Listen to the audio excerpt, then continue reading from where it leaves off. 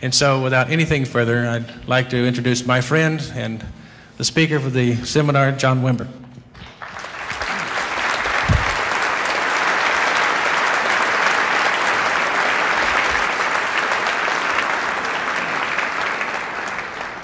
I'd like to share a little bit about my personal background. I grew up here in Anaheim. I moved here from the Midwest in 1946 and lived over near what is now Disneyland. So you can see I haven't come very far in life. I'm only about 8 blocks from where I began my career. I was a typical pagan coming from the pagan pool in America. There are approximately 90 million people here that do not have a church relationship of any sort. As I examined my history and background and dialogued with my family members, I discovered that no one in my family for 4 generations had had any kind of church affiliation. Although we'd been raised largely in the Bible Belt in Missouri and Kentucky, we had become a gospel-hardened people, a people that knew about the claims of Christ but had no intention of obeying and or relating to them in terms of a personal relationship. By the time I came along, we were no longer talking about it within the context of the family. And so I grew up without any personal relationship with Christ and any first-hand information concerning his claims or his person and what he had done.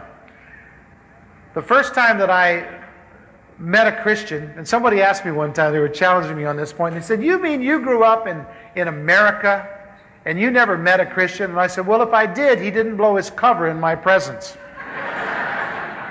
The first time that I remember meeting a Christian was when a friend of mine, who will be playing drums here tonight when we have another worship service, came to see me in Las Vegas, and on the way stopped and bought a 5th of gin.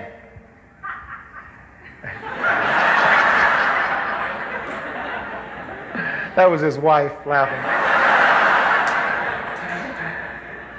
And they bought a 5th of gin because they knew I liked gin, and they bought this gin and drank it on the way to Las Vegas because it got very cold, and arrived rather inebriated, drunk for those of you in the front row. And we went out and had an evening together, and the next day they were both very, very chagrined. And we didn't understand why they were so embarrassed. Well, the truth was they were brand new Christians, and they had come on this pilgrimage of preaching Christ to us. And along the way had been inundated. I'm not sure that they've had a drink since in the last 20 years. And so instead of sharing with us the message of Christ, they shared a message of embarrassment.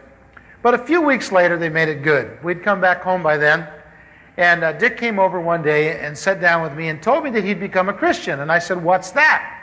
Isn't everybody in America a Christian?" And he said, "No." He said, "I'm a born-again Christian." And then we began having the dialogue of Nicodemus and Jesus. And I said, "What do you mean, born again? Do you have to enter your mother's womb?" And he said, No, it's not a physical birth, it's a spiritual birth. You have to have a second birth. You have to be born again spiritually. Well, I didn't understand what he meant, and we talked for an hour or so, and then we went off into other subjects. But over the next few weeks and months, Dick came by regularly and shared with us. My wife and I had already gone through a process in which we were hungry for God. We had purchased a Bible just a few months before that and began reading it. But before I develop that story, I don't want to get ahead of myself. We had also gone through a long and difficult time in our marriage, and we were really very ripe and harvestable people, but we were so limited in our understanding.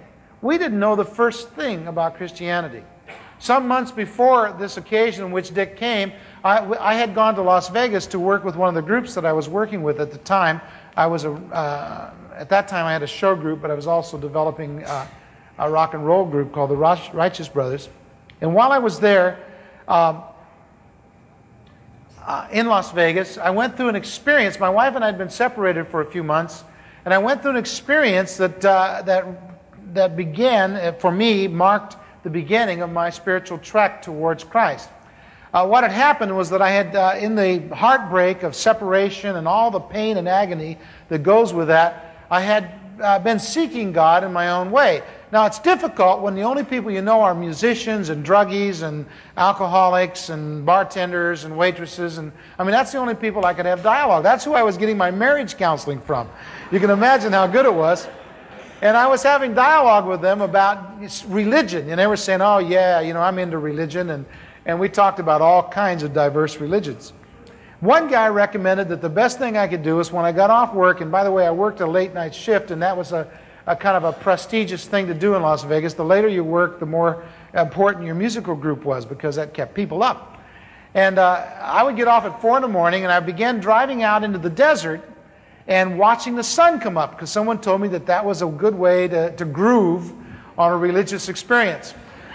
And so I had done that a couple times, you know, sat out there and watched the sun come up. And nothing happened, you know, nothing special anyway. But this one day, I was driving out there in the morning, and as I was driving, I began reflecting on where things were in my life. Everything was a mess. My relationship with my wife was not good, and my kids, and everything was a mess, you know. My career was zooming. I was doing well in that area, but I was an unhappy guy. And I was driving along, and I began weeping. Now, I had learned one thing in my 28 years as on the earth, and that was that a man ain't supposed to cry. You know that one? And so I'm driving along, and I begin weeping, and I'm embarrassed. I was not only embarrassed, I was humiliated. And I thought, oh no, this is weird. This is really weird. And I was crying more and more, and I began sobbing. And finally, I had to pull over to the side of the road, get out of the car. I walked around for a while, cussing and kicking the cactus, and trying to get a hold of myself. And I think it grows more dramatic with the telling, but at one point, you weren't there, were you? At one point, I stopped and I looked up at the heavens, and for the first time in my life, I saw the stars and constellations as something emanating from someone. And I remember standing there, I was sort of awestruck, and I said, oh God, if you're there, help me. And I wept for a couple moments, and then all of a sudden this deep shame came over me. I thought, oh no, now you've really done it. Now you're talking to the dark.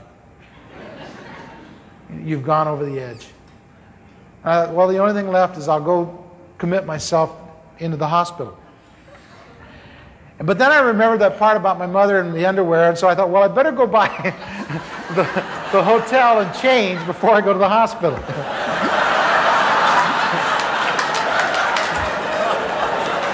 You know that part? From that high, I've been learning that one. And so I went on. I went by the hotel, and when I walked in the hotel, besides that, I had some drugs that I thought I'd better put away in case I was in that hospital very long. And so I went by the hotel, and when I walked in the hotel lobby, the night clerk yelled at me and said, hey, John, there's a message here from your wife. And I said, from my wife? It can't be from my wife. I mean, my wife wouldn't even talk to me anymore. I mean, it can't be from my wife. And he said, yeah. I said, call this number. So I went over to the lobby phone, and I dialed it, and sure enough, my wife answered the phone. I said, well, what do you want? And she said, well, I've been thinking it over. And she says, I've decided to give it one more try. Come and get me. And when she said that, it was like a blow to my chest. I fell back against the wall, and I thought, wow, I'm in touch with the supernatural. Because I realized suddenly that that there was a connection between that, oh God, if you're there, help me, and my wife responding. And I said, when did you do this? When did you decide this? She said, about a half an hour ago. And I thought, I got her, you know. And so I said, well, I'll be right there. Now, I was in Las Vegas, and we lived down by Newport Beach, Fountain Valley, actually, in those days. And I got in the car, and I drove there in 3.5 hours. Now, for those of you that are not from Southern California, you don't know how hard that is to do. But I drove fast. Anyway, I remember I got in the car, and I'm driving along, and I'm excited, and I said my second prayer. My first prayer was, oh God, help me, and now I said, atta baby God, you know. You know, you really got her that time, you know. because I had been trying to get my wife to straighten up for a year, you know. And I couldn't get her straightened out. And so I'm driving along, and I started talking to him. I figured, well, you know, I'm on a roll. So I started talking to him about everything. You know, how about this and how about that? Why don't you do this? And you know, and I thought I might as well, now that I got plugged in, I might as well just talk about it all. So I get home.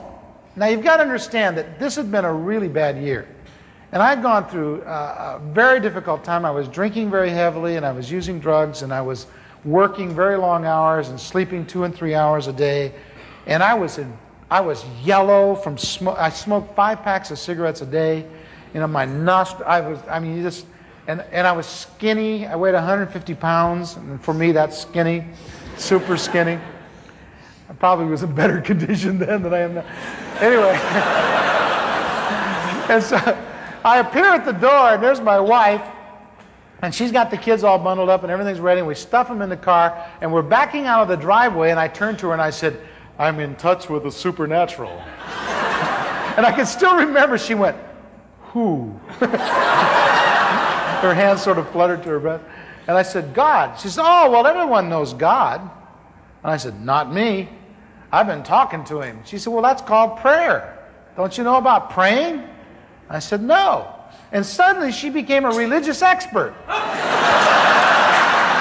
And for the next hour, we talked about God. You know, we'd never really talked about God before. We'd been married 7 years, and we'd never talked about God. And she told me all kinds of things about God. She told me about Mary, and she told me about the catechism, and she told me about she told me God had a book out. And I said, "No kidding." I said, "What's it called?" She said, "It's called the Bible." I said, "God wrote that book?" And she said, "Yes, that's God's book. He wrote that book." I said, "Well, when did he do that?" She said, "Oh, a long time ago." I said, "No kidding." I said, "Have you ever read it?" And she said, "Yeah, I've read it." I said, "All of it?" And she said, "Well, I've read lots of it." I said, "No kidding." I said, "Well, where do you get a book like that?" And she said, "Oh, you can buy them in the stores." I said, "I never saw any in the stores." Well, she said, "You've been going in the wrong stores." She said, you can get one. And so that day, I got back to Las Vegas that afternoon, and I put my family in. We rented a condominium. I put my family in there, and I decided to go down and buy a Bible. Now, the problem was the only places I shopped was like the casino stores and things like that. And it's not easy to buy a Bible in Las Vegas in the casino stores. And so I went to several of them, and finally this one lady says, "You're not going to find a Bible here." And I said, "You know, I'm beginning to believe that." I said, "Where would you go if you wanted a Bible?" She said, "Go across the street." And she said, "There's a book rack, and on the book rack there's a Bible." Now, my wife had been very careful to describe to me what Bibles look like. She says they're black, and it says Holy Bible on the side of them, or on the back of them.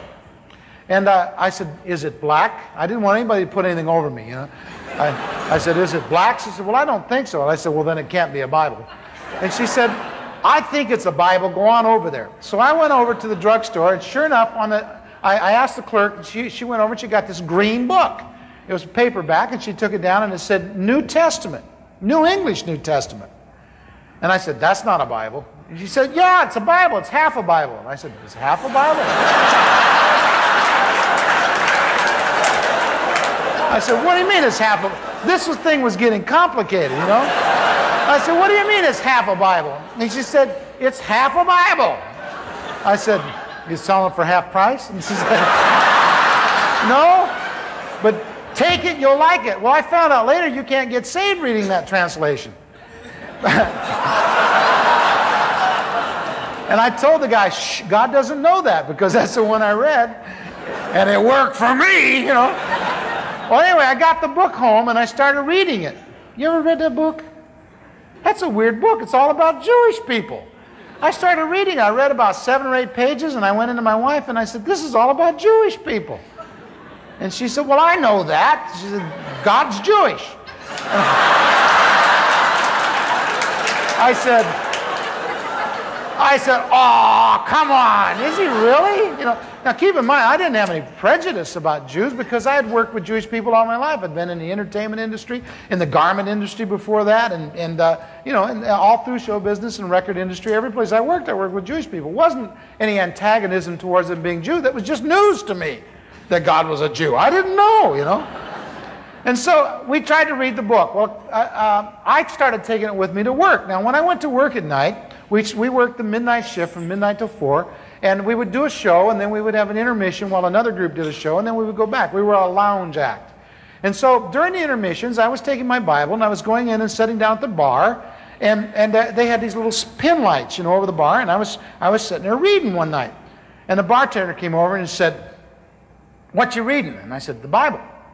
And he said, "You shouldn't read it here." And I said, "Why not? The light's good." And he says, "No," he says, "you shouldn't read it." Besides, he says, "That's not the real Bible anyway." And I slammed it down. I said, "I knew it." I said, "What's the real Bible like?" And he says, "Well, they're black." And I thought, all right, this guy knows. He knows what it is. And I said, "And it says Holy Bible on it." And he says, "Yes." And I said, "Well, where do you get them?" He says, "Well, you buy them at the Bible bookstore, dummy." I said, "The Bible bookstore?" And he said, "Yeah." He says, "There's one down the street." And so I went right into the lobby and looked up in the yellow pages, and sure enough, right down the street there was a Bible bookstore. So I got in my car and drove down there, and it was closed.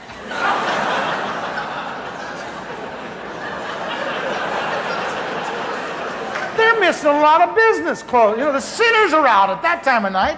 And so I went back to him and I said, they're closed. He said, "Well," he says, "you can get it in the morning." And he wrote a note down. He said, "Just give him this note and you'll get the real, true Bible."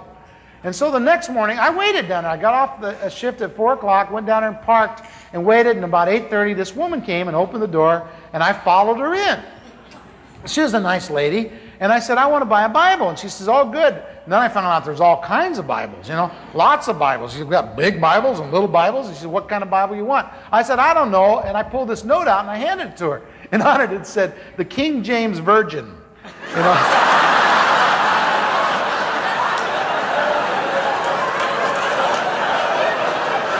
She laughed too. Anyway, the next thing I know, about 10 minutes later, I'm walking out the door and I'm the proud owner of a Bible. It's got Moroccan leather, and it's got little finger tabs, and it's got a concordance in the back, and it was wonderful. And so I took it home and I sat down to read it. I was so excited. Now about 10 o'clock in the morning, I sat down to read it, and I can't understand a thing. Have you ever tried to read that book? That's the weirdest book. I opened up to Ezekiel, That's a weird dude, man, that Ezekiel. Well, anyway, I was very disappointed. So I'm talking to my wife about it, and I'm saying, "Look, this book's hard to read." And she said, "I know, it's really difficult to understand. That's why people read it over and over again, I mean, they got to read it more than once? And she said, "Yeah." And I said, God is hard to get connected with. It's hard to find God, Well, over the next few weeks and months, we continued the process daily of reading the Bible. We found after a week or two that somebody recommended a series of books for children on the Bible. We found out we could buy them at the same bookstore. We went and got them, and we would read these little children's books, and then we would read the Bible. And that was working out pretty good. And after about 3 months, we decided to leave Las Vegas and go back home. We hadn't been home more than a week or so when my friend Dick came over to see me. He began sharing with us, and now we had someone that was a living witness. And over the next few weeks, he began talking to us about Jesus and what Jesus could do for us.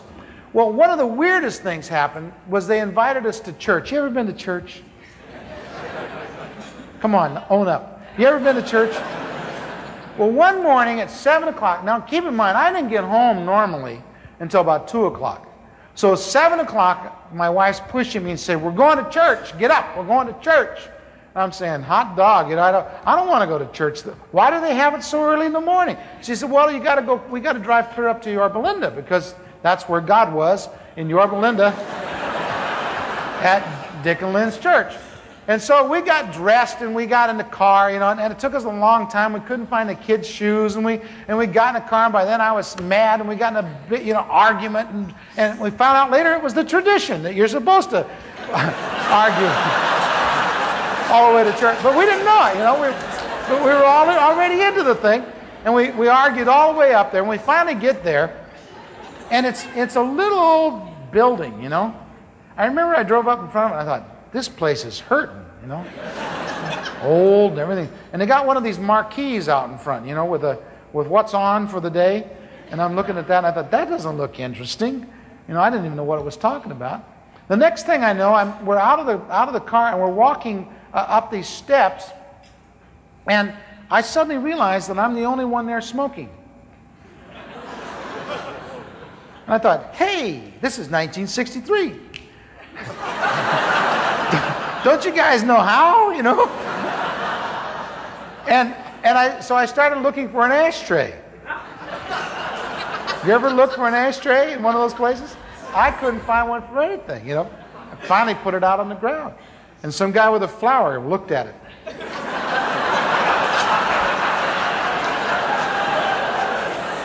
Then another weird thing happened. I noticed that everybody talked real loud. Hi, how are ya? They said, you know. And you can put your child over here, and I'm not going to put my child over there. You know, I don't know what was going on. This is the weirdest thing I had ever been to. And, I mean, I've been in and out of bars for years, and nobody had ever treated me this way. And so I'm walking real close to my wife because I wasn't sure what was going to happen. I didn't know what was next. And we walk in through this building, and this guy handed us a menu. And I'm looking at it, and, you know, it doesn't make any sense to me at all, you know. And we're walking along, and my kids, Chris is on one hand, and Tim's on the other hand, and Carol's got Sean under her arm, and we'd put Stephanie in this thing. They said they'd give her back later on, but we weren't sure. And we're walking through there, and one of the kids says, "Hey, Daddy, what's that?" I said, "Hell, I don't know." And my wife turned around and said, "Shh, don't cuss." And I said, "I'm not cussing. I'll show you cussing." That's all we were good at in those days, was fighting. And so we finally get seated, and they made us sit right down in the front row. Did they ever do that to you? All the back seats were full, and we had to... And we're sitting there, and we got this, you know, we're looking at this menu, and we don't know what's going to happen. And the next thing I know, these three guys walk in, and they're real nice-looking guys. They all got suits on, and they come in, and they sit down, and one guy sort of bounces up and comes up to a thing that looks sort of like this, and he says, "Good morning." And I thought, well, that's a nice way to open the show, you know, real friendly. And he said, "Let us pray. Our Father and our God." I thought, what's that? So I turned to my friend Dick and I said, "What's the matter with his voice?"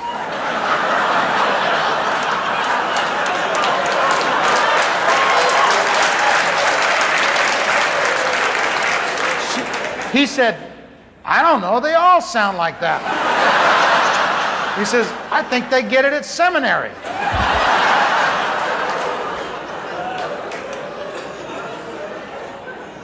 And this guy, and he finished praying, I guess, and then he sat down, and another guy came up and said he was going to give the ministry of the Word. And so they began reading the Bible. Now, keep in mind, all these weeks we had been reading the King James Bible, but we'd never read it out loud.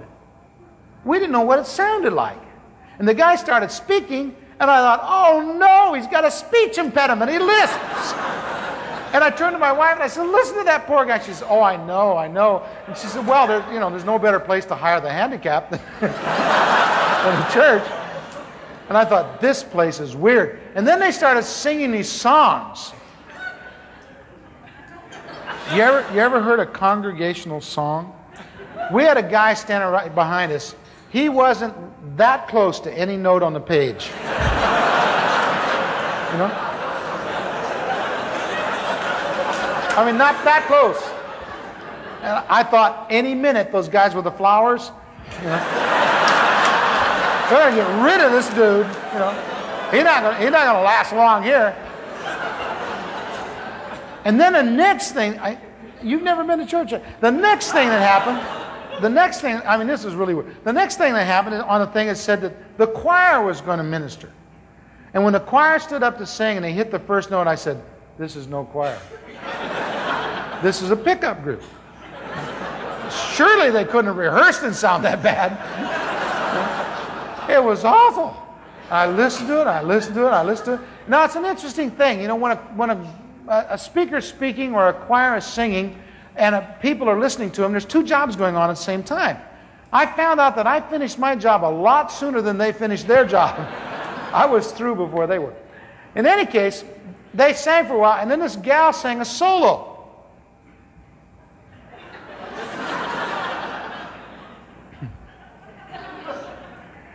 Anyway, this gal sang a solo. This is the kind of gal that comes up and introduces her song about, you know, that God's given me this voice and I'm going to give it back to him. And God goes, no.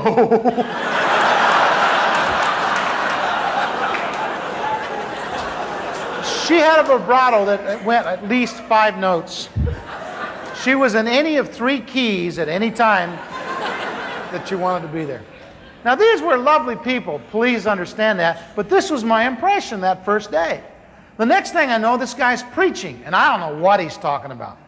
And I'm listening, and I'm listening, and I'm counting the tiles, and my kids are squirming, and they want to go, and they're talking to me, and they have to go to the bathroom, and they can't go to the bathroom because of the guys with the flowers, and it's going on and on and on and on and on and on and on and on and on and on, and I'm thinking, this is really bad news.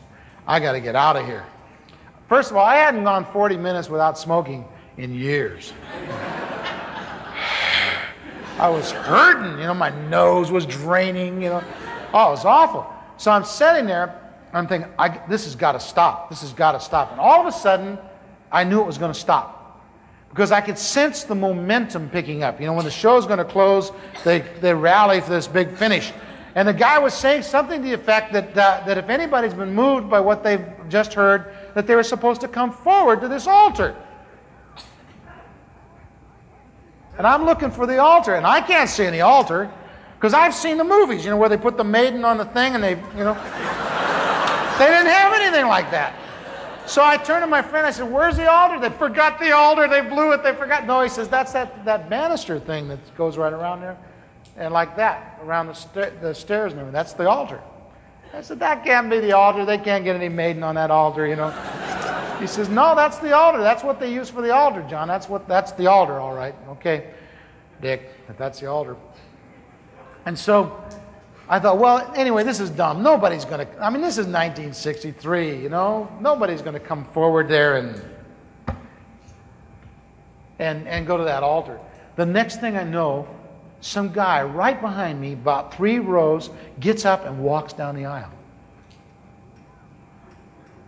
I watched him. I thought, he got one! I guess he felt the same way because now he really got excited. He started talking faster and faster. And this guy came and stood there, and the next thing I know, this mother and her daughter, a teenage daughter, got up from the other side and they started walking forward and they were crying. I thought, oh no. I was so embarrassed. Public display of emotion, you know. I couldn't believe it. They stood there for a few moments, and then the guy said, now we're going to go into the inquiry room. And so I turned and I said, what's the inquiry room? Dick said, I don't know. I never been in there. You know? I said, what do they do to him? I don't know. I said, well, what's an inquiry anyway? He says, I don't know, John. I don't know the answer to that. And I said, well, when are they going to let us out? He says, real quick now. So all of a sudden, it was time to go. You know that feeling? I grabbed my kids, and I started towards the door, and I'm going as fast as I can go. And as I'm going out the door, here comes Dick and Lynn, my friends, and they're coming across the lawn, and Dick waves at me and he said, well, John, how'd you like the church service? I said, oh, man, that's the weirdest thing I've ever seen. That's the strangest, I mean, that's a weird group, man. I mean, why would it, that's weird, man. Those people are weird in there. How often do you have to do this? He said, well, I was going to invite you back tonight.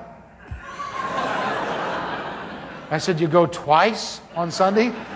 He said, I go every time they open the doors. And I could see in his face that his feelings were hurt. I said, you don't like these people, do you? He said, I love them, John.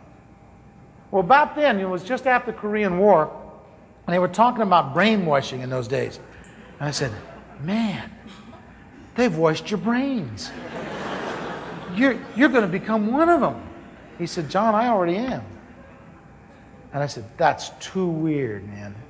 I could never do it. I could never join up with those people. Look how they dress. Look how they talk. Look how they act. Man, they're weird. I can't relate to, oh, Father, no. I can't relate to that, man. I can't do it. While I'm saying that, my wife's going, yes, we can. Yes, we can. We can do it. So we get in the car. We argue all the way home. We get home, and a few days later, we get this phone call, and Lynn is saying, will you come to Bible study? I said, what's Bible study?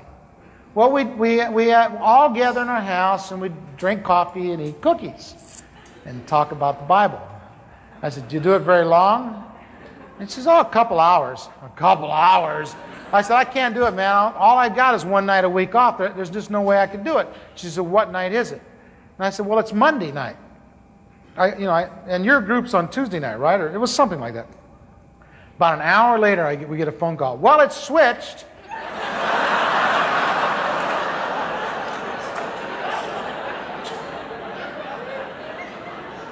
Switched? You ever been to Bible study? Have you? Well, we went. That first night we went, and there was a guy his name was Gunner. And he was a welder, and I figured, well, a welder, he couldn't be too smart. So I'll go. And he was the Bible teacher. And we got there, and it was just Dick and Lynn and my wife and I, and this guy named Gunner, and this other guy named Bucky. It was a nice little group. And we sat down, and I wasn't going to let this guy put anything over on me, you know. And I said, look, man, before we get started, let me just say in front, I don't believe all this stuff. He said, I understand that.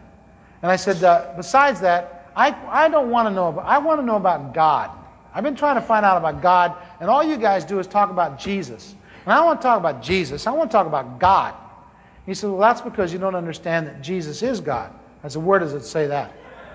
And so he began thumbing through the Bible and showing me different things in the verses. I mean, I didn't understand most of what he was saying, but he talked and talked and talked and talked and talked and talked, and he talked for about a half hour.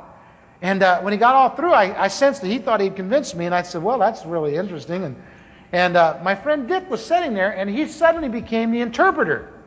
Now, you've got to understand, I was a musician, and I didn't know how to talk Christianese. You know what I mean? I mean, somebody would say, praise the Lord, or something. I remember a few weeks after I was there, somebody walked up to me and said, have you been washed in the blood, brother? I thought,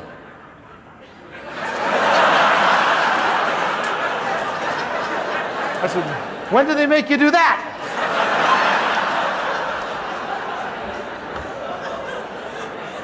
And so I had a hard time with some of the images, you know, and the concepts that they were putting at me. And so my friend Dick, he interpreted for me. This guy would talk a long time, and then Dick would just sort of summarize it, you know, in a phrase that made sense to me. Well, that's the way the evening went. After about 2 or 3 hours, I was really getting into it. You got to understand, I was a night person.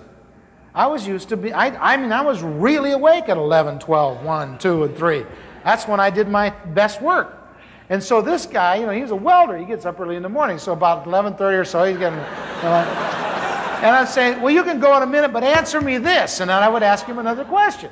And then another question. And he kept saying, boy, this guy's hungry. And I said, no, I ate before I came. I'm not hungry. But tell me this, you know. Tell me what this means, and tell me what that means. Well, it was the greatest night of my life. I went home so excited I couldn't sleep. You know, I stayed up all night and read the Bible. It was wonderful. I finally had some grasp of some ideas and some concepts. I finally had someone I could talk to. Well, it turned out to be Tuesday night. Tuesday night became the focal point of my life. I would wait all week to be there. We would drive up into Yorba Linda. We lived down in Fountain Valley area. We would drive up to Yorba Linda about 2 o'clock in the afternoon and just drive around because we thought God lived up there. And we just drive around and talk about him, you know, and read the book and talk about all the things we were learning. We were super excited. Weeks went by. We didn't understand all the issues. I didn't know that what the Bible was. I didn't know who Jesus was. I didn't know what he had done. And it took weeks to get I mean, you just don't understand. I didn't have any grasp of it. It wasn't simple for me. It was very complex, all of these things. And over a period of weeks, it began to pull together. And finally, I got the idea. Jesus is the Son of God. He died for sins. People have sinned. I understood that. It made sense. I didn't think I had sinned, but I understood that others had. And so one night, we're all talking on this thing, and all of a sudden, my wife says, I think it's time to do something about this. And the guy closed his Bible, you know, real clear. And I thought, oh no. And he says, so do I. And my wife and he are talking, and I'm watching him, and the next thing I know, she's kneeling on the floor and talking to the plaster. And she's saying, oh, God, I'm heartily sorry for my sins. I thought, well, what'd she do? Because she was a good guy, you know. I mean, I knew her. I'd known her real well. I thought she was a pretty good guy, you know. Not as good as I was, but a good guy. And so she's talking, and I'm thinking, this is really strange. You know, she's doing this thing that they've all done.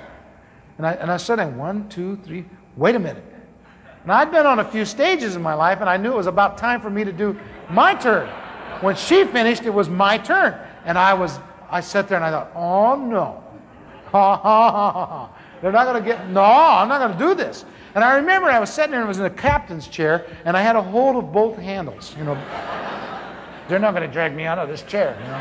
And I'm sitting there, and the next thing I know, I'm on my knees. Now, I don't know, to save my life, I don't know whether I got out of the chair or was shoved. I know theologically that that's very important, but I've never been able to figure it out.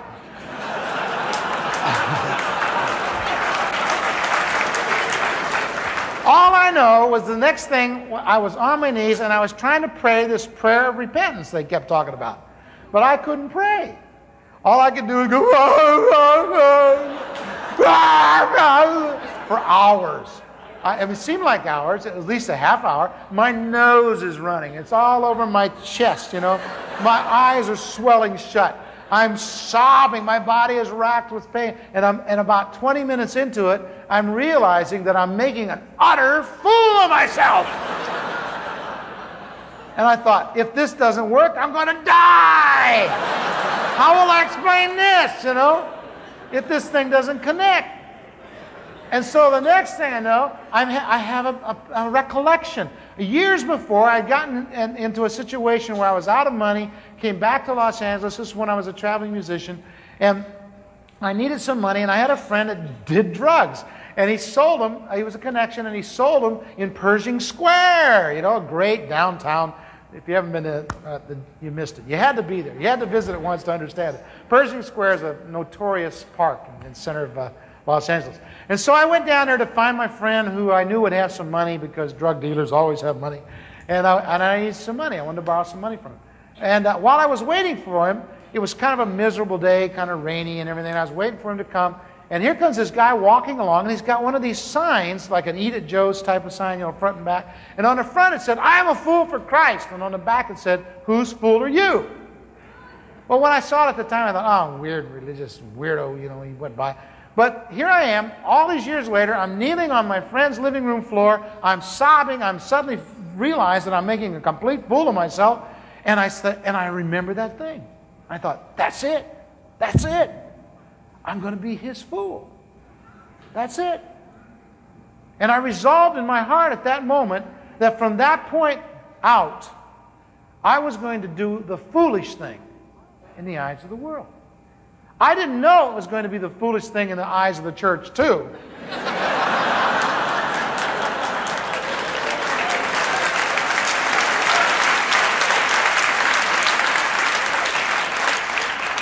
But I determined that night that if Christ was worth coming to at all, he was worth coming all the way with. And so I got up from there and I made a fool ever since, wherever I could be, in every way that I could. But my heart's intent has always been to be his fool. Well, from that point on, you would think it would get easy, but it got weirder. Over the next few years, I was incorporated in the church. As I was constantly witnessing and sharing with my friends. Hundreds of people came to Christ. We filled this little church up, and there was harmony at one level. I mean, the people were lovely people. I want you to know that. But they just didn't know how to relate to these newcomers. They were not homogenous with them. They didn't relate well to them. The newcomers had a different lifestyle. They had a different value system. You know, I thought we were supposed to catch them and that we'd all clean them together. I didn't know that they wanted them cleaned before I brought them home to church. But over a period of time, that became evident. And there was tension over that all the time. And I remember one day, a lovely lady, one that I had a lot of respect for, but had grown up in that church. One day she stood at the back door of the church, tears running down her face, her chin trembling, and she was just violently angry with me. And she said, "You've ruined my church." And I looked at her and I thought, that's the truth. We've really messed your church up. And I stood there and I started crying with her, and I put my arms around her and I said, I really love you. And I said, I feel your pain. I understand your confusion. But I said, what could I do? You people took me in. You embraced me. And could I leave the rest of them out there, dying and going to hell? I had to tell them about Jesus. I had to tell them what you'd given me. And she said, I know. It's just that change is so hard. It's so hard. And we wept together that day.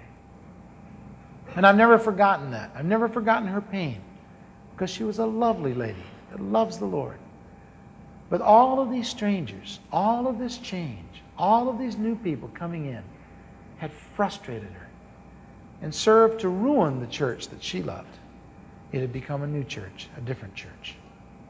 Over the next few years, it grew larger and larger until it became one of the larger churches in the denomination. We relocated and built a big facility, and we were very proud of it, inordinately. I think sometimes I was even carnally connected at that point. I was very proud of that church. Not only the facility, but the people. One day I'm walking along in the church. This is several years later. I'm now a pastor, been ordained for about 3 or 4 years, had some visibility in the denomination and outside of it, had helped plant other churches, and was recognized in the community and in a very nice position in life.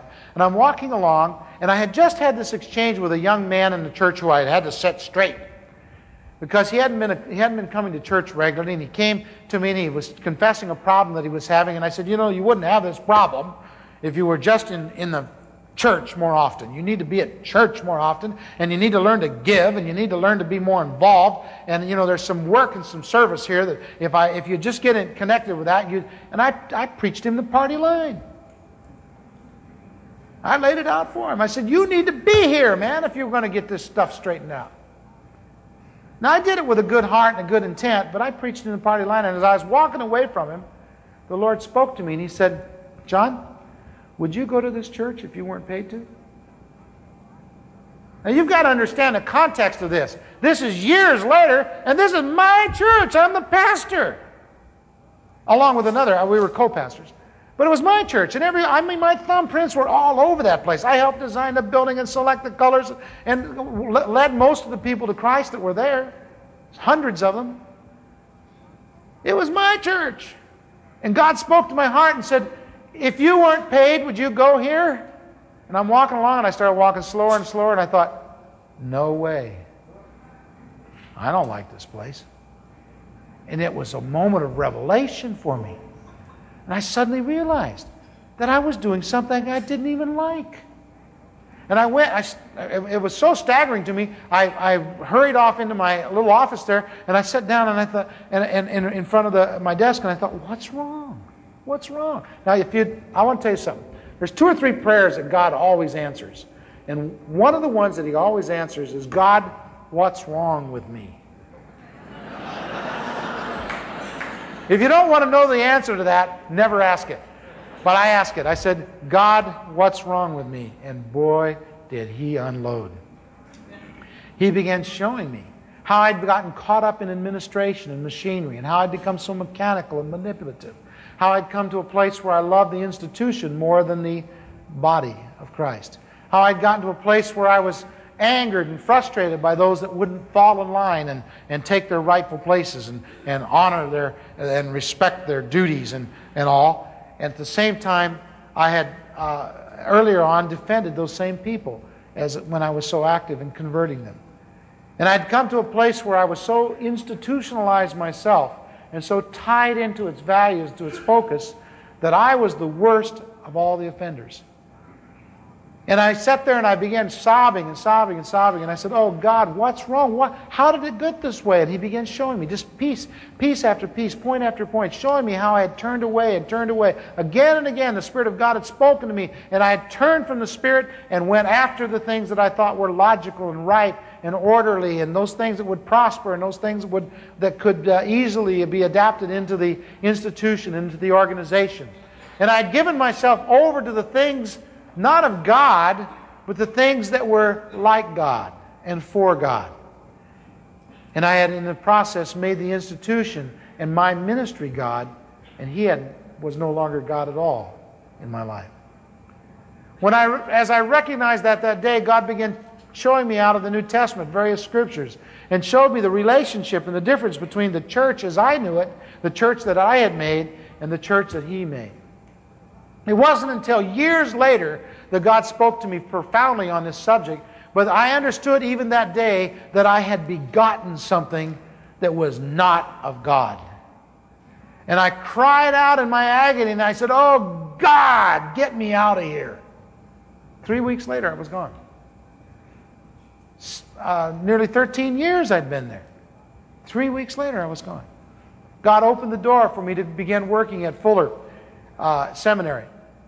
In the founding organization under Charles E. Fuller, during his lifetime, he established an organization called Fuller Evangelistic Association that has since been altered to Charles E. Fuller Institute for Evangelism and Church Growth.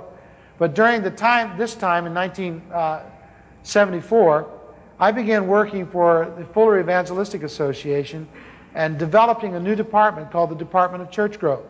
Now, I had become somewhat expert in the general field of church growth without having, at that time, been exposed to the larger body of literature.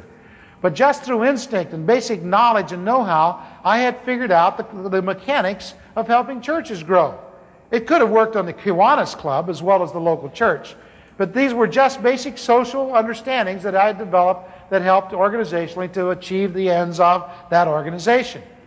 It was redeemed at the point that I would have only done it for what I thought was Christ's work, but it was incomplete at the point that I had become adept at doing something that I could be paid for. It was rather mechanical. Over the next few weeks and months, I became acquainted with the literature of church growth and became very committed to the basic teaching as well as philosophy. And in that process of doing so, I began developing the consultative ministry of Fuller Evangelistic Association Department of Church Growth. During the next 3.5 years, we worked with churches all over America and Canada, primarily the United States. We ministered to about 40,000 pastors during that period of time in seminars such as the one you're in today. Over that period of time, we worked with 27 denominations and 9 parachurch organizations. And I became thoroughly acquainted with airports and motels and the church in America.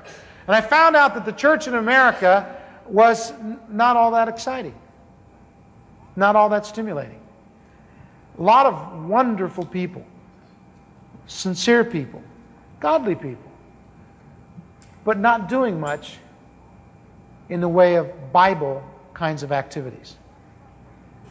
And after about 3.5 years of traveling across the country and helping churches grow that didn't want to grow, and that's the truth, working with people in ways and means that God would give me. You see, one of the tragic things was I was operating in spiritual gifts all the time. But I didn't know I was operating in spiritual gifts. I would go into a fellowship or into a community and I'd think, this is the way you're supposed to start the church here. I'd know exactly. I'd know weeks in advance how to begin the process, who to go see, what to do. I could tell them where they ought to locate their facility, and not by some natural means, but by supernatural means. And what I was doing was selling the gifts of the Spirit in a very, illegal way. It's not that it was wrong to do what I was doing, it was the way I was doing it, and with the motivations that I had. And God began correcting me in the process. And over the next few weeks and months, beginning in 1974 and continuing through the latter part of 77, God began dealing with me fiercely. And I got to a point where I was almost spiritually bankrupt. I was humiliated and broken inside, worn out. I could do my job and I did it well, but I was bankrupt inside. And one night on an airplane flying towards Detroit, I found myself in a desolate place. And I began crying out to God. And I said, "Oh God, what's wrong? What's wrong with me? Here I am trying to serve you, but it just doesn't taste good. I'm tired, I'm worn out, the doctors say I'm going to die. I've eaten myself into the grave, my blood pressure is so high, my head throbs constantly, I'm worn out. from standing long hours and lecturing. I'm tired of talking to people. Here I am going to Detroit. I don't even know anyone in Detroit. My wife and family are at home. What happened, God? How did it get all twisted around from God, I'll serve you, to this? How did I get here?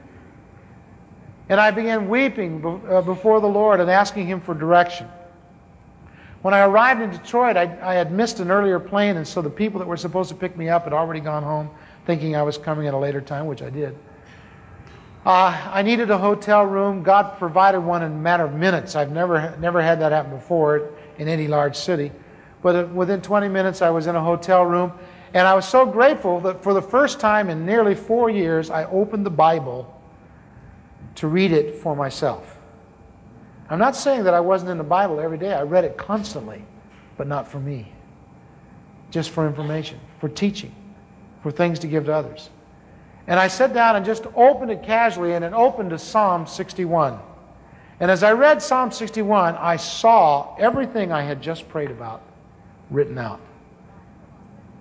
And I realized how desperate my soul condition was. And I knelt down on the floor by the bed and I said, "Oh God, here I am again. What's wrong with me?" And I fell asleep in that position before He could answer me. After a while, I grew uncomfortable, woke up, crawled into the bed, fell back asleep. And I don't know to this day whether I heard an audible voice or not, so you do what you want to with it. All I know is it woke me up. A couple of hours later, I heard God speak to me. I woke up and I realized He had said, "John, I have seen your ministry." And it was sort of like this. You know? You could read it in the timbre of His voice. And then He spoke very lovingly and very compassionately. And He said, "And now I'm going to show you mine." And I just let out a yell. I said, "Oh, Lord, that's what I've always wanted." And I just wept and wept throughout the night. The next morning I got up and I don't know what had happened, but things were different. I knew they were different. Similar to the time when I was converted. I just knew they were different. I knew that I was beginning an adventure. Over the next few weeks and months, God began doing things in my life that I'd never seen before. In all my Christian experience, I had not seen anything like this. Just a few weeks later, I was at a conference up in the northern part of California, ministering that weekend with a colleague, a brother, named John McClure, and he was preaching on spiritual gifts, and he had a bent and a viewpoint I'd never even heard of before, because John had had a charismatic experience. And so he had a viewpoint that I'd never heard before. But that wasn't really the focal point for me that weekend. The focal point came in the package of a little gal about 5'3", that weighed almost as much as I did at the time. God bless her. And her pastor came up to me on the second day of the conference and said, "John, I've got a gal in my church." This pastor was a friend of mine named Ray that I greatly appreciate. And he said, "John, I've got a gal in my church that has a word from God for you." I said, "Oh, Ray, come on, man. I was a marriage and family counselor, you know. She's in midlife crisis, sex life's for a role change, you know. Kids are out in the nest, you know." He said, "Well, she's all of that, but if she says she has a word from God for you, she has a word from God for you. I believe that. I've known this woman for 10 years. I said, "Oh, come on, man. I want to be your friend. Don't tell me that." He says, "Honest." He said, "Well," I said, "Well, I'll think about it." Well, he wouldn't leave me alone. Every time he saw me, the rest of the day, he would come up to me, "Well, when are you going to see her? When are you going to see her?" Finally, to just get him off my back, I said, "All right, I'll meet her up in the prayer glen this afternoon at 1:30. Well, about 1:30, I'm waddling up to the prayer glen, and here comes this gal. And she gets there just ahead of me, and she sits down on this stoop, tree trunk, and sits down on it, and she begins crying. I thought, "Oh, no. We're going to have an incident.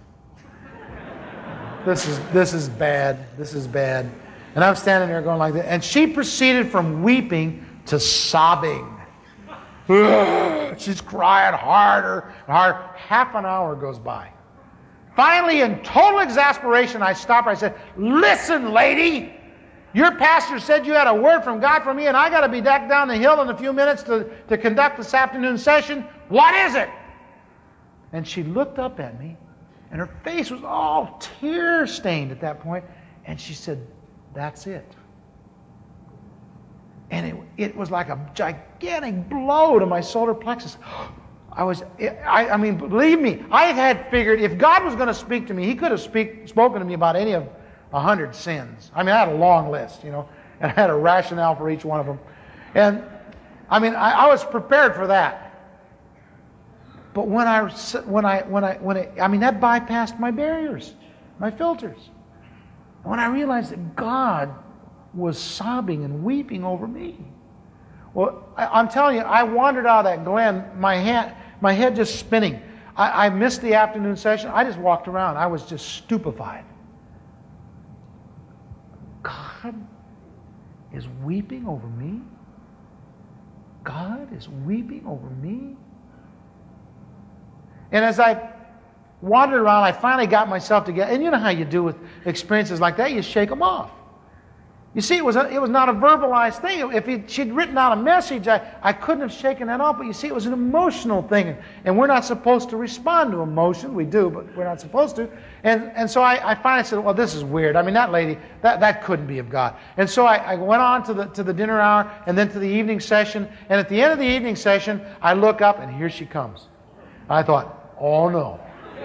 And so I headed towards the side door. And just as I'm getting to the side door, she grabs my sleeve and she spins me around. And I wanted to pop her one. And I looked at her and I said, "What do you want?" And she said, "God wants to know when you're going to use your authority." I said, "Authority? Authority? What do you mean? I'm a Quaker. What do you mean authority?" She says, "I don't know the meaning of the messages. I just get them."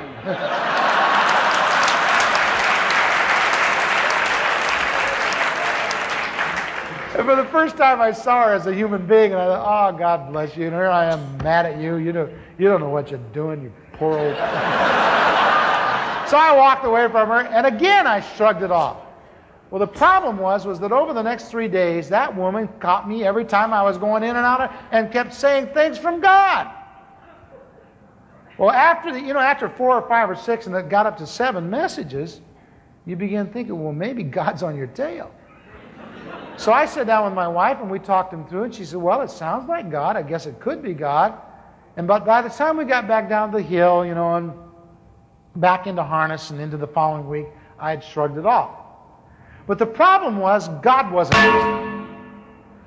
through.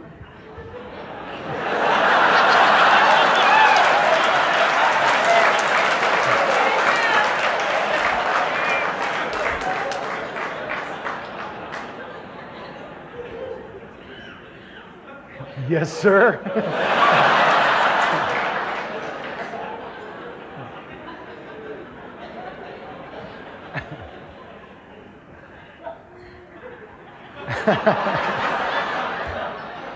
You don't know, but I'm expecting that all the time.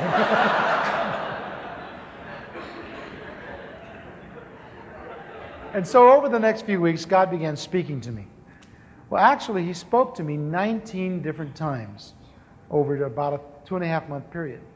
He spoke to me through counsel of elders and friends, my boss, Pete Wagner. We were flying along in a plane. He turns to me and he says, "John, why don't you go home and start a church in Yorba Linda?"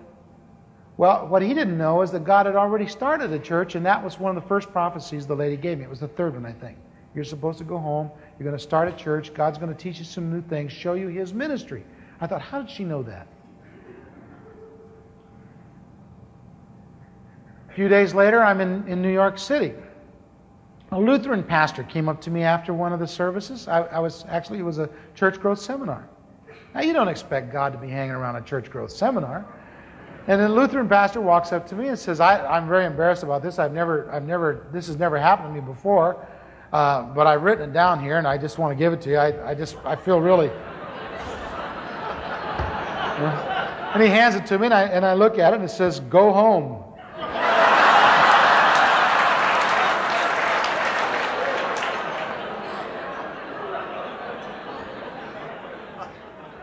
And so, He began speaking to us in dreams, in visions, out of Scripture, through prophecies, tongues, and interpretation. God spoke to me over a 2.5-month time in 19 different occasions, and at least 2/3 of them were ways I didn't believe in.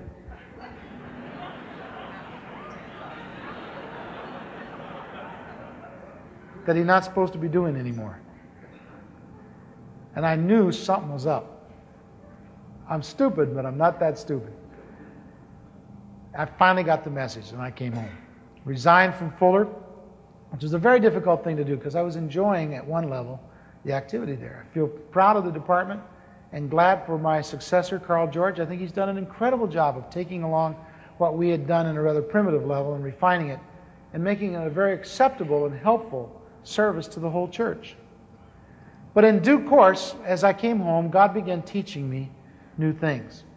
I hadn't been pastoring very long until God began speaking to me about healing.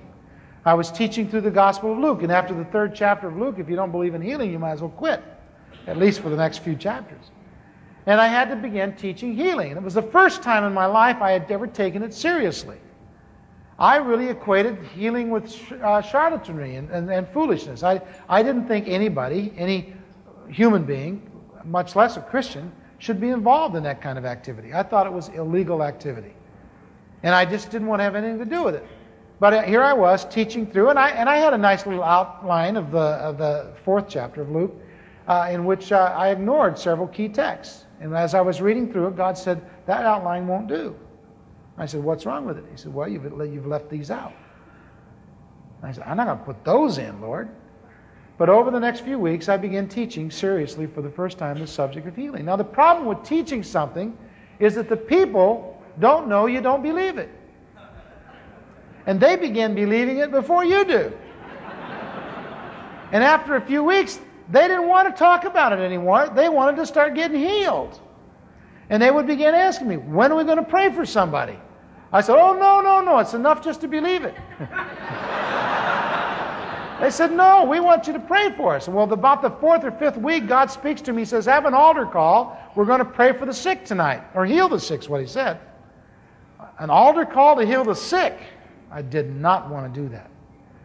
But God told me to. And so I called people forward that day and we prayed for them, and nobody got well. In fact, some of us got sick praying for the sick. We caught their flus, we got their colds, we went home with their headaches. It was awful. Our prayers would come out of our mouths and dribble down over our chins and just hang there. It was the most humiliating experience of my life. And I went home saying to the Lord, I'm never going to do that again. Well, the very next Sunday, He made me do it both Sunday morning and Sunday night. And every week thereafter. After about 8 or 9 weeks of praying for the sick and nobody getting well, I was fit to be tied. I was yelling. I was angry. I did all the things I do when I'm frustrated and hurting. And I was yelling at God for the first time in my life. And I was saying, this isn't right. This is dumb. This is dumb what you're doing here. People are leaving the church. Don't you want people to come to this church? You told me it was your church. Now what's the deal here? And over half the congregation left. In about 9, they got tired. They said, we don't believe this stuff, and slammed their Bible shut and left. They said, we're not going to get involved in this silliness. You know? And I didn't realize there was such hostility over the subject of healing. I didn't realize. I started getting letters, long letters from angry people. You know, you're preaching heresy. You believe that God can heal? I said, I thought I was teaching the stuff out of the book. You know, it's in the book. I read it right here out of the book. But I didn't believe it either. Several weeks went by, and God began dealing with me one day. Well, what had happened was I was studying, getting ready for Sunday, and I closed the Bible and said, I'm not going to do that. And God says, either do it or get out. I said, out? Out, Lord? Out of the ministry? Out of the kingdom?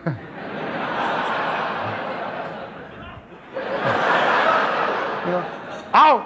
What do you mean out? You know? He says, do not preach your experience, preach my word. I said, Wait a minute, that's been reversed on me all my life. People have said that. But now you're saying, preach something that we're not experiencing. He said, right. I said, this is weird. This is really weird. I don't want to do this, but I don't want to get out either. So I preached. Well, that Sunday was the worst of all. I mean, we had a lady that was demonized. We didn't know what demonized people were. We had this demonized lady come up and practically try to undress in front of everybody. I mean, it was embarrassing, humiliating. We're trying to hide her, you know.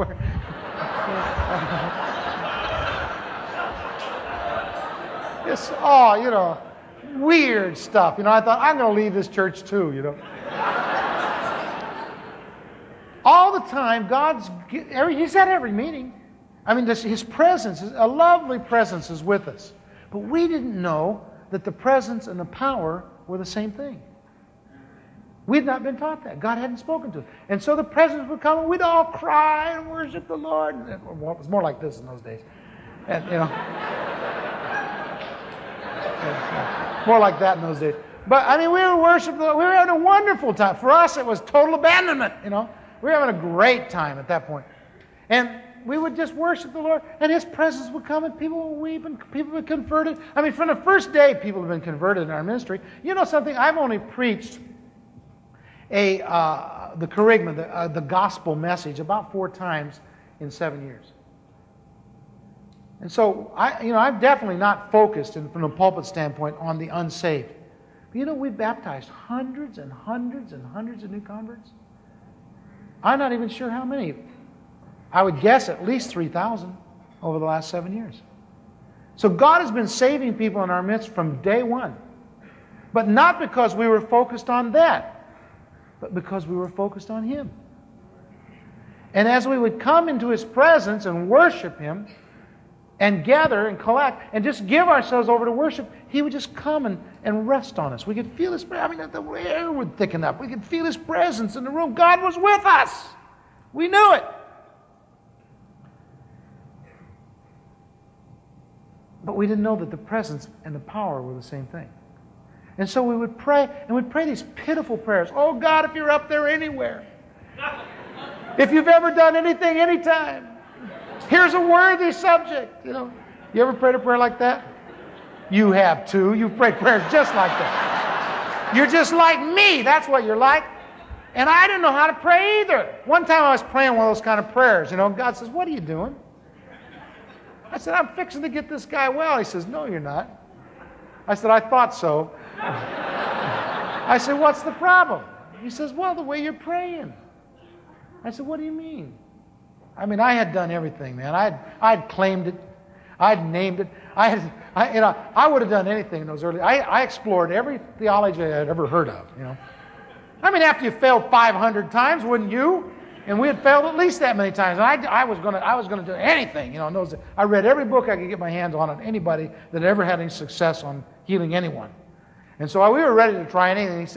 He said, "Well, the way you're praying." And I said, "Well, what's wrong?" And he says, "Why don't you pray like we did?" I said, "Like you did?"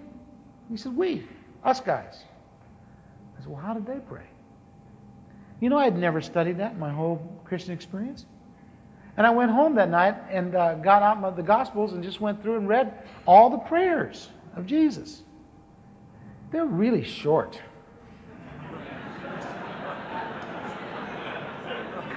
C.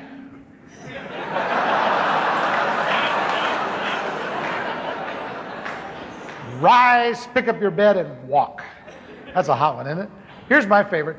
Come forth. Don't you think he did that? Huh? I mean, that separates the men from the boys. Come forth. That's a hot prayer. Now, you're going to look pretty stupid if he doesn't come forth. But, I mean, if he does, you know, you're going to look good. They're going to put your picture in the paper and everything. And after all, that's what it's all about. Isn't that looking good?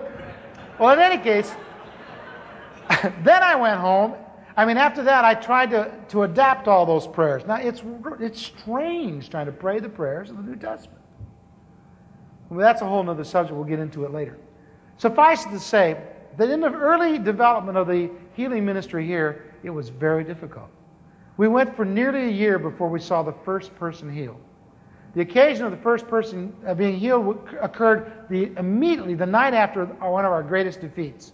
Having prayed for somebody for nearly 2 hours that did not get well, I was in utter despair. I threw myself headlong on the floor. I've never been subject to those emotional displays. I threw myself on the floor and just sobbed, and I hit the floor and I said, "Oh God, it's not fair. You tell us to teach what your book says, and you don't back up your act. Here we are, we're doing the best we can do. It's not fair, God. It's not fair. You tell us to believe it, you write it down, you keep it for all of these centuries. I read it, I tell the people that this is what you said. I even say that this is what you said you'd do with what you said.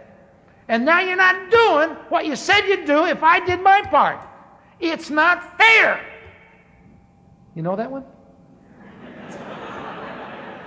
You do know that one, don't you? Oh, I was brokenhearted. Cried. After a little while, I became sort of conscious, and I looked around, and all my friends were laying there with me. We had all just been broken up over this experience. One of my best friends named Jim, he's a big old guy, and he was super humiliated. And we were up on a stage. It was in a high school auditorium at that time. We were up on a stage behind this curtain, and when he left, Jim walks out, and he steps out through the curtain and looks back and says, "I'm never going behind that damn curtain again." And he's upset. He gets home. This is funny. He gets home, and God gives him a verse. You know how a verse will pop into your mind? And so he goes in and opens up the Bible and looks, and it says, "The Lord dwelleth behind the curtain."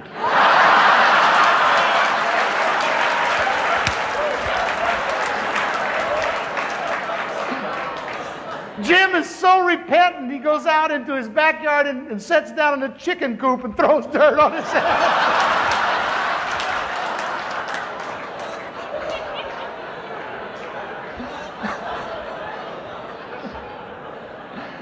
God bless him, that man knows how to repent. Well, our worst defeat that night, I go home, I go to bed, I wake up the next morning, the phone's ringing, I go to the phone, and here's a new family in the church, and the guy's on the phone, he says, "Listen, I got a new job. I've got to go to work today. I've got a brand new job. It's just starting today. My wife's sick with a fever. Can you come over and pray for her so she'll get well so she can take care of the kids so I can go to my new job?" I think, I put my hand on, "You really got me into it this time." Look what, this guy believes this stuff. He's going to lose his job. I'll be right there. In my best professional tone, hang up. I get in the car, and all the way over there, I'm talking to God. I'm saying, this, it's still not right. This is not right. It's wrong. It's not right. It's a mess. So I get there, and I knock at the door, and a guy comes to the door, leads me in the house, and I thought she would be out in the living room in her house. He takes me right straight back into their bedroom. This woman was sick. No woman would let you see her looking like that. This woman was sick. Sick. She was sick. And I looked at her and I thought, "Oh, she's sick." Not good. Not good, This is not good. This is not going to make me look good. This woman is sick, She had a high fever, her face was all flushed, And I walked over and I mumbled some terrible, I don't know what I said. And I turned around and I began explaining to the guy why people don't always get well when you pray for them. I did. I began explaining to him why they don't always get well when you pray for them. And he's looking at me, but he's a little bit taller than I am, and he's looking over my shoulder and he's grinning. And I suddenly realized he's not looking at me, he's looking over my shoulder. And I turn around, and there's his wife. She's up. She's got her house coat on. She's already brushed her hair, and she's making the bed. And I said, "What happened to you?"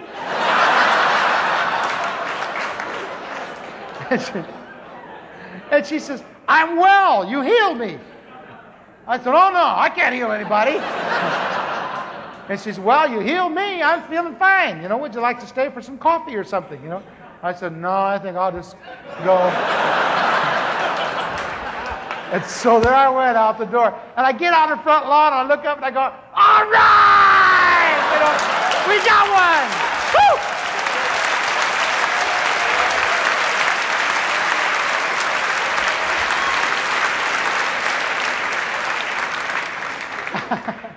I was so incredibly excited.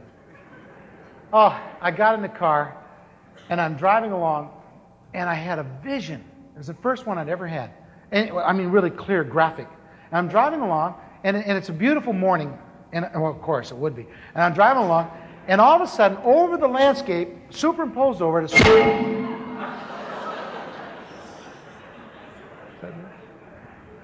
as far as I can see,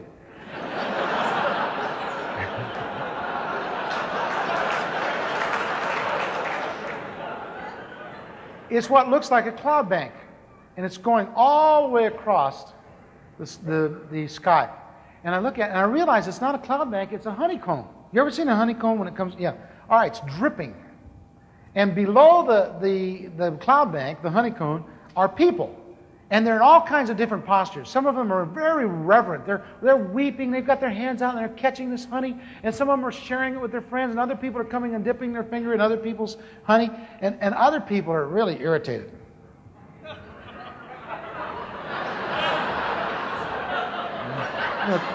Trying to get out of this honey, and they don't like it. And I'm looking at this thing, you know, and I'm so excited. I pulled over the side of the road, and I'm sitting there looking at it, and I said, God, what is it? What is it? And he said, John, that's my mercy. He says, for some people, it's a blessing, and for some people, it's not. He said, John, don't ever beg me for healing again. Look at it. There's plenty for everyone. John, the problem isn't on my end. The problem is down there where you are. That was one of the most profound and moving experiences I've ever had. And I've never looked at healing the same way again. I've never gone into the sick and dying's room in the hospital. I've never looked at a child that was in desperate condition. I've watched my friends die and prayed for them, but I've never, ever known the desperation of soul that I knew before that moment. Because I know the problem isn't on His end. Our God has sent mercy in the Son. He sent His Word to heal them. Jesus has come. He brought a message of love from the Father. Healing is here. The problem is appropriating it, getting blessed in it, receiving it. Over the next few days, we'll talk to you about many other aspects of this incredible experience of learning how to move in the power of God.